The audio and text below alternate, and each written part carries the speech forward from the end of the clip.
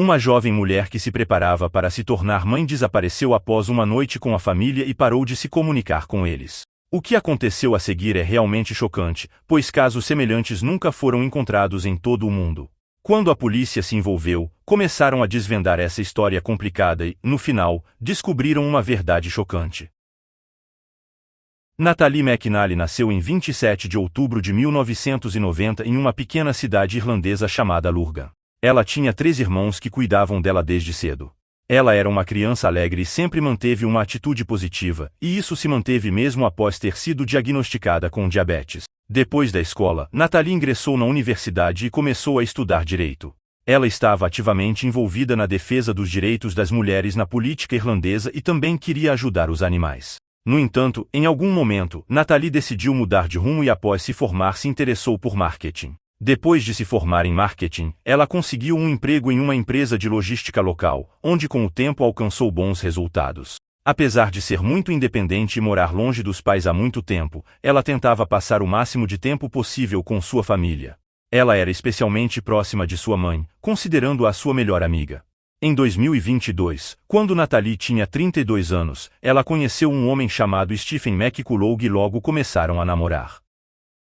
Poucos meses depois, a mulher engravidou, o que os deixou muito felizes. Natalie há muito tempo queria ter filhos e todas as circunstâncias em sua vida se encaixaram para isso. Ela construiu uma carreira sólida e encontrou um homem que compartilhava seu desejo de formar uma família. Seus pais também ficaram encantados com a notícia. Embora além de Natalie eles tivessem mais 3 filhos, esse bebê seria o primeiro neto deles. Natalie e Stephen moravam em cidades vizinhas a 30 quilômetros de distância uma da outra. Considerando que a notícia da gravidez foi inesperada para eles, o casal decidiu não se mudar até o nascimento do bebê. Durante esse tempo, eles planejavam decidir onde exatamente iriam morar. Outra razão pela qual eles não estavam com pressa para se mudar era o trabalho. Natalie morava a apenas alguns minutos de carro de seu escritório, enquanto Stephen, que trabalhava no jornal, precisava ir regularmente à cidade de Belfast, onde ficava seu trabalho. Porém, o casal tentava se ver quase todos os dias, dirigindo um para o outro e gradualmente planejando sua futura vida em família. Em 18 de dezembro de 2022, quando Natalie estava com 15 semanas de gravidez, ela foi para casa com seus pais para assistir à final da Copa do Mundo de futebol juntos. Eles tiveram um ótimo tempo, e a mulher voltou para casa na manhã seguinte. Natalie deveria ter ido trabalhar, mas nunca apareceu.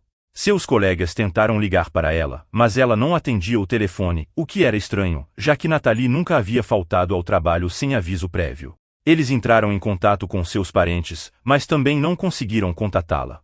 Então, Stephen decidiu ir até sua casa para verificar se estava tudo bem com ela. Mas assim que ele cruzou a porta de sua casa, imediatamente entrou em pânico e ligou para a polícia. Os oficiais encontraram uma cena terrível lá. Havia vestígios de sangue por todo o apartamento, e em um dos quartos estava o corpo de Natalie. Os médicos legistas descobriram que a mulher tinha várias facadas em seu corpo, e havia marcas de espancamento em seu pescoço, além de ferimentos que ela sofreu ao tentar se defender do agressor. Segundo os patologistas, a morte ocorreu na noite de 18 de dezembro, logo após seu retorno da casa de seus pais. A notícia do assassinato de Natalie foi um choque para seus parentes e amigos. Além disso, apenas seus pais e Stephen sabiam sobre sua gravidez, o que chocou ainda mais todos os outros. A mulher planejava contar a todos no Natal, porque apenas no dia 20 de dezembro ela deveria descobrir o sexo do bebê. Apenas após a morte os médicos informaram a seus pais que era um menino. A polícia começou a investigar e imediatamente notou que não havia sinais de arrombamento no apartamento, o que significava que Natalie conhecia seu agressor e o deixou entrar voluntariamente. Além disso, a mulher tinha um pastor alemão adulto, o que só confirmava essa versão, pois se um estranho tivesse entrado no apartamento, o cachorro deveria tê-lo atacado. Não havia evidências que pudessem ajudar a polícia a encontrar o criminoso no apartamento. Os investigadores seguiram o caminho padrão. Como costuma acontecer, o namorado da vítima se tornou o primeiro suspeito. Havia várias razões para suspeitar dele. Em primeiro lugar, as estatísticas, devido às quais a polícia sempre considera a participação do parceiro da vítima em primeiro lugar. Em segundo lugar, isso explicaria a ausência de sinais de arrombamento e o fato de o cachorro de Natalie não ter atacado o assassino. Em terceiro lugar, o comportamento de Stephen parecia estranho para eles. O homem foi interrogado logo após os investigadores chegarem à cena do crime, mas quase não respondeu às suas perguntas. Ao mesmo tempo, Stephen imediatamente nomeou o nome da pessoa que ele acredita ser responsável por esse assassinato, mas a polícia não revelou sua identidade. Com base nessas suspeitas, a polícia decidiu prender Stephen no mesmo dia. No entanto, o homem tinha um álibi incontestável para a noite do assassinato. Ele estava fazendo uma transmissão ao vivo em seu canal do YouTube. Além de seu trabalho principal, Stephen era um blogueiro bastante popular, com uma audiência de 35 mil assinantes em seu canal, onde falava sobre Star Wars, a série Doctor Who, fazia resenhas de lutas de robôs e outros assuntos relacionados a esses temas. Além disso, ele frequentemente fazia transmissões ao vivo, incluindo na noite do assassinato de Natalie. Stephen decidiu fazer uma transmissão antes do Natal, então eles concordaram em passar o dia separados. Natalie disse a ele que planejava assistir à final da Copa do Mundo de Futebol com seus pais e depois prometeu aparecer em sua transmissão às 6 da tarde. Stephen enviou uma mensagem a ela dizendo que estava iniciando a transmissão ao vivo, que acabou durando 6 horas. Durante todo esse tempo, ele estava na frente da câmera e apenas se afastava para algumas pausas. Assim, ele fisicamente não poderia estar no apartamento de Natalie naquela noite, e a polícia o liberou rapidamente. Em seguida, eles prenderam o homem cujo nome foi mencionado por Stephen. Mas aqui houve um problema, pois ele também tinha um álibi sólido. No final, ele também foi liberado e deixou de ser considerado suspeito. Os investigadores não revelaram sua identidade e não especificaram por que Stephen o suspeitava do assassinato. Após isso, a polícia coletou gravações de todas as câmeras próximas. Natalie morava nos arredores da cidade, em um complexo de pequenos prédios de apartamentos. Alguns moradores tinham suas próprias câmeras de vigilância nas portas, e os pesquisadores obtiveram todos os vídeos daquela noite. Uma dessas câmeras, localizada no início da rua, capturou um possível assassino. Às 8h52 da noite um homem desconhecido passou na direção da casa de Natalie, e às 9h30, ele saiu na direção oposta. Esse intervalo de tempo coincidia com o momento estimado do assassinato. Além disso, alguns vizinhos disseram ter ouvido gritos femininos por volta das 9 horas. No entanto, apesar da qualidade bastante boa das imagens, identificar o assassino nessas filmagens era impossível. Os investigadores apenas observaram que a gravação confirmava sua versão sobre o conhecimento mútuo do criminoso e da vítima. Pelas imagens, ele claramente sabia para qual apartamento estava indo.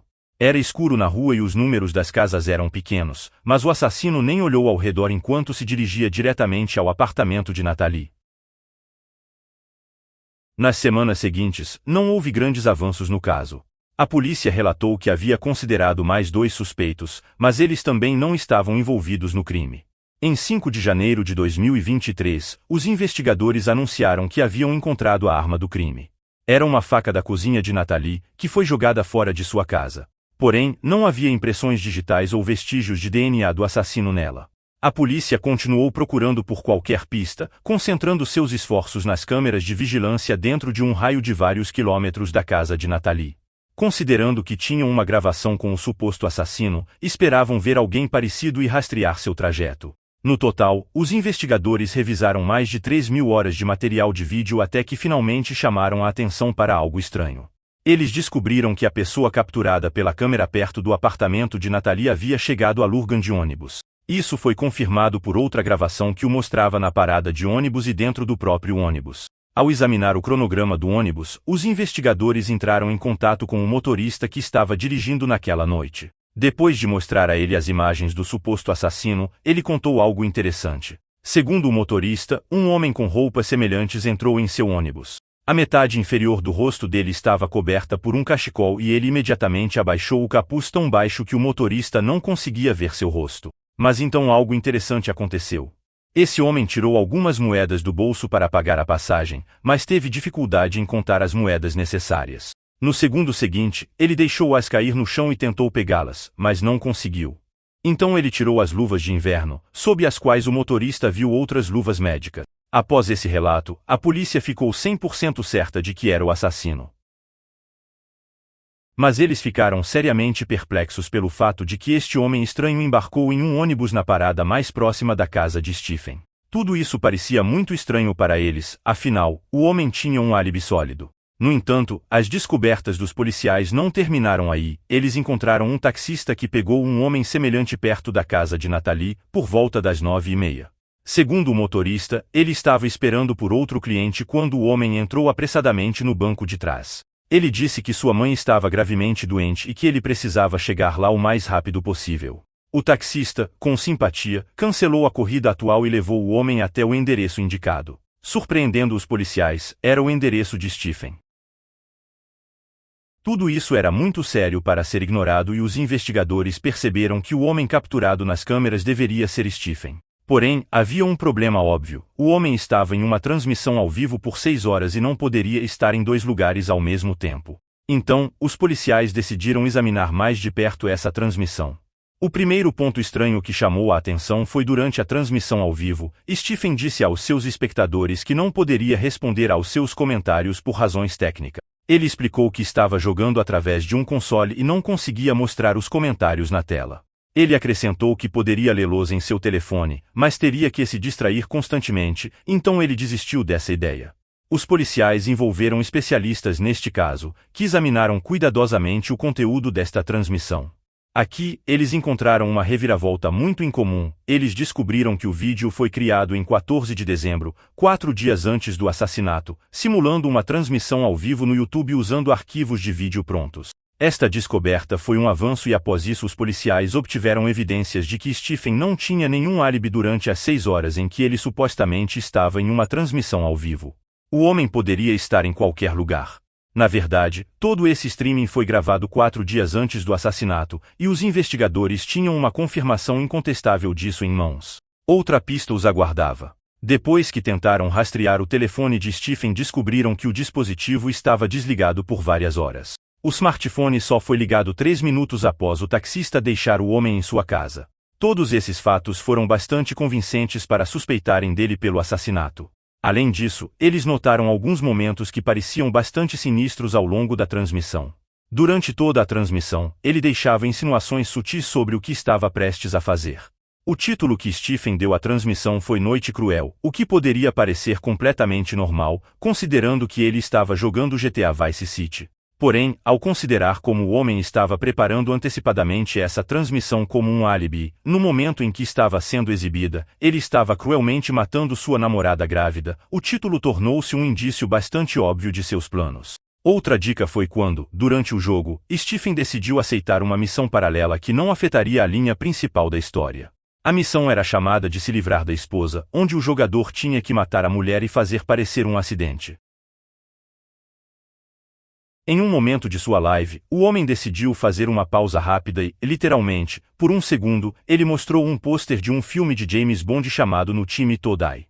Depois disso, ele voltou e disse que fez isso acidentalmente. Segundo Stephen, ele pegou o joystick e os fones de ouvido que estavam sobre o teclado, o que pressionou algum botão que de repente exibiu esse pôster na tela.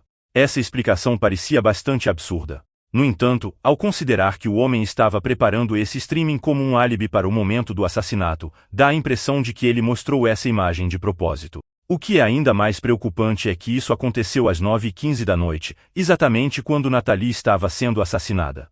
Além disso, Stephen constantemente fazia parecer que estava realmente em uma transmissão ao vivo. O homem ocasionalmente verificava se a transmissão não havia parado, repetindo regularmente que aquilo era uma transmissão ao vivo. Stephen também disse várias vezes durante a transmissão que tinha bebido muito e que depois não iria a lugar nenhum, apenas iria dormir. Examinando o computador de Stephen, os investigadores encontraram mais algumas evidências sinistras ao reconstruir o histórico de seu navegador. Eles descobriram que o homem digitou várias vezes pesquisas sobre métodos de suicídio. Com todas essas evidências, os policiais prenderam novamente Stephen. Isso aconteceu em 31 de janeiro, um mês e meio após o assassinato. No início, o homem negou que o streaming tivesse sido pré-gravado, mas quando os investigadores lhe apresentaram evidências irrefutáveis, Stephen mudou sua história. Ele admitiu que realmente havia gravado a transmissão com antecedência, mas continuou a insistir em sua inocência. Segundo ele, fez isso para poder descansar tranquilamente naquele dia. Porém, essa versão não inspirou confiança aos investigadores, considerando todos os fatores sobre os movimentos do suspeito na noite do assassinato. Além disso, após a prisão de Stephen, os policiais pediram ao taxista para identificar o homem que ele havia levado na noite do assassinato. Entre várias pessoas que eles colocaram diante dele, o motorista imediatamente apontou para Stephen. Além disso, os policiais descobriram algo mais. Após o assassinato de Natalie, o homem regularmente se encontrava com a família dela e, uma vez, deixou seu telefone na casa dos pais dela. Stephen retornou quase uma hora depois e disse que o esqueceu acidentalmente. No entanto, os especialistas descobriram que, na verdade, durante todo esse tempo, o gravador de voz do smartphone estava ativado.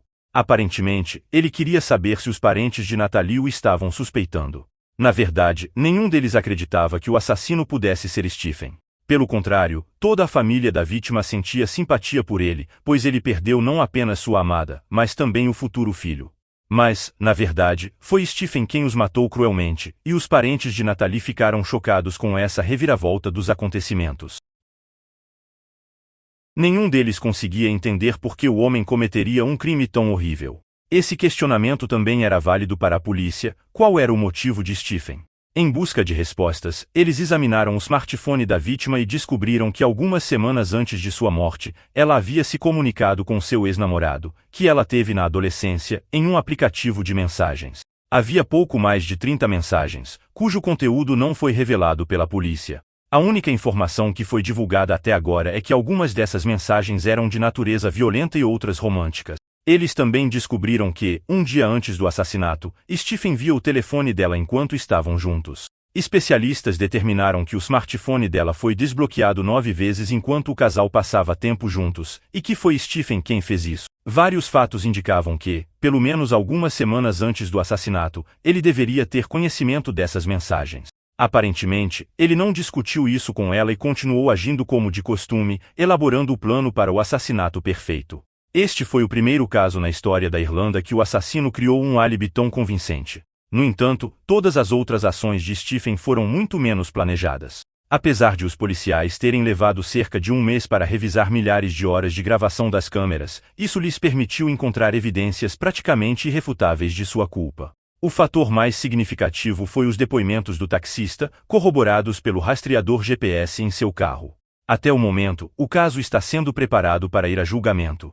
Stephen contratou um advogado e continua a negar sua culpa. No entanto, os investigadores estão confiantes de que, com esse conjunto de evidências, ele não tem chance de escapar da punição. Todas as suas ações indicam que ele planejou esse assassinato com antecedência, escolhendo o método e pensando em como enganar todos ao seu redor. O processo judicial deve começar apenas em setembro desse mesmo ano, e poderemos descobrir novos detalhes que estão sendo mantidos em sigilo até agora.